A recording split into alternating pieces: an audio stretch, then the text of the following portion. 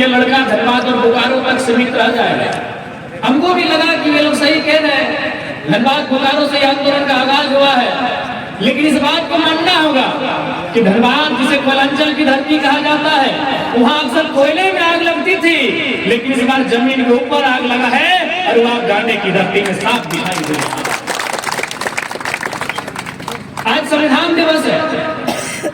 मैं सबसे पहले जिन्होंने संविधान को बनाने में अपना समय दिया है, अपना समझ, मैं उन्हें नमन करूंगा, उन्हें वंदन करूंगा। लेकिन आज कहीं ना कहीं लगता है कि आज उस संविधान में कुछ संशोधन होने चाहिए। उस संविधान में किसानों और मजदूरों के हितार्थ के लिए भी कुछ धाराएं इंक्लूड होनी चाहिए, जो कि आज कहीं भी आप भारतीय संविधान को देखें, किसान के लिए कोई भी पूरी धारा नहीं है। भारतीय संविधान आर्टिकल 48 में हल्का सा जिक्र है, लेकिन कुल मिलाकर एक भी पूरी धारा नहीं जो किसानों की चर्चा करता हो, एक भी पूरी धारा नहीं है जो मजदूरों की चर्चा करता हो। इसलिए आज मेरा मानना है भारतीय संविधान दिन के दिवस में देश के जो भी बुद्धिजीवी वर्ग अभी देश का नेतृत्व करते हैं, उन्हें किसानों के बारे में सोचना चाहिए, उन्हें मजदूरों के बारे में सोचना चाहिए, और उन्हें सबसे खास बात सामाजिक न्याय के विषय में सोचना चाहिए। कुछ दिन पहले देश के माननीय यशस्वी प्रधानमंत्री नरेंद्र मोदी आए थे खूंटी में।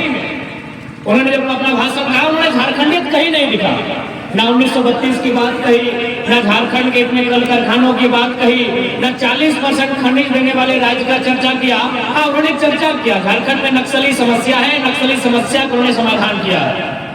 क्योंकि आज मैं नेता उसे ही मानता हूँ, चाहे नक्सली रहे चाहे कोई रहे, उस विषय में बात करने का जो साहस रखता है, मैं उसे ही नेता मानता हूँ। तो यदि देश के प्रधानमंत्री ने कहा है कि उन्होंने नक्सली को नियंत्रण किया है, तो मैं आपको सुझाना चाहूंगा कि नक्सल की समस्या बनती कैसे। क्योंकि नेतृत्व अगर आप करने जा रहे हैं, अगर आप लोकसभा जा रहे हैं, तो छात्र, किसान और मजदूर ही नहीं, झारखंड की सबसे बड़ी समस्या नक्सल पे भी आपको चर्चा करना होगा।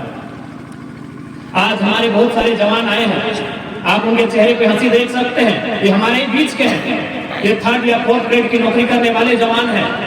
अब एक बात बताइए, इस थाना में जो भी थाना प्रभारी है, उनका नाम, उनका बैकग्राउंड पता कीजिए, और जो नक्सली गतिविधियों में है उसका नाम, उसका बैकग्राउंड पता कीजिए, समानता होगा। अब कल्पना कीजिए अगर इसी गिरिडीह के क्षेत्र में कोई नक्सल की घटना घटती है और यदि प्रशासन और नक्सलियों की मुठभेड़ होती है, तो किधर से भी लोग मारे जाएं, वो मरने वाले लोग किसान के बेटे होते, मजदूर असहाय के लोग होते। आज देश के प्रधानमंत्री अगर चाहते हैं कि नक्सल की समस्या का समाधान हो, तो आपको सामाजिक न्याय की व्यवस्था करनी होगी, और आपको टाटा के पास जितना भी जमीन कब्जा किया है उसे लेकर रैयतों को वापस करना होगा। जितने भी उद्योगपति हैं, जितने भी देश में पूंजीपति हैं, जिनके पास जमीनें हैं, चाहे एचईसी रहे, हिंडाल्को रहे, या टाटा रहे, बीसीसीएल रहे, वेदांता रहे, अगर आप में हिम्मत है जमीनें वापस लीजिए और लोगों में वितरण कीजिए, तो अब नक्सल की समस्या समाधान होगी, नहीं तो कभी नहीं होगी, कभी नहीं होगी, फासलों से नहीं होगी। नक्सल समस्या का समाधान विजन से होगा। आपके पास विजन नहीं है। क्या आपने कभी सुना है कि नक्सली दिल्ली में जाकर कभी उन्होंने गोली चलाया है?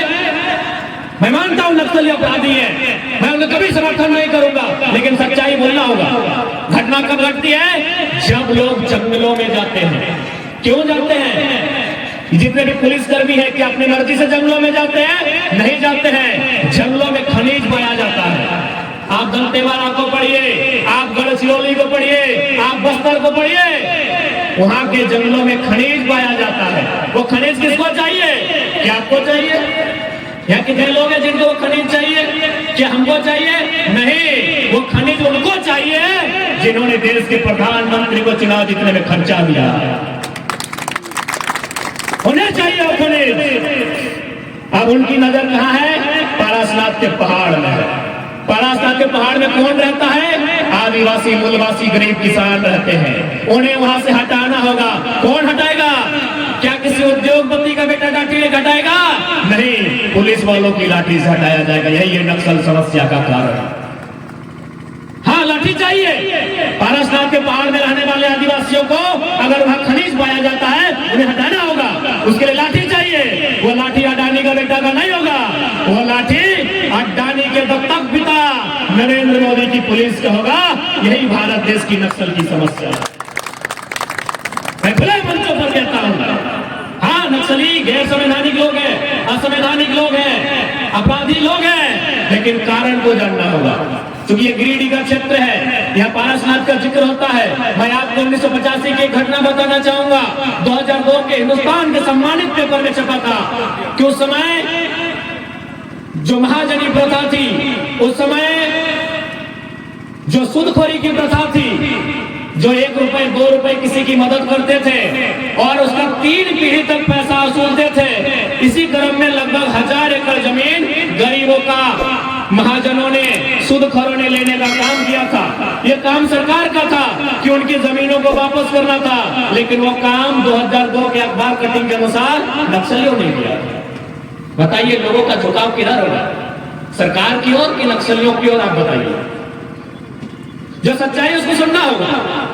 आज अगर कोई भी घटना घटेगी, क्या किसी उद्योगपति का बेटा मारा जाएगा उस घटना में? नहीं। चाहे शहीद होने वाला जवान रहे या गोली खाने वाला नक्सली रहे, उसका बैकग्राउंड पता कीजिएगा।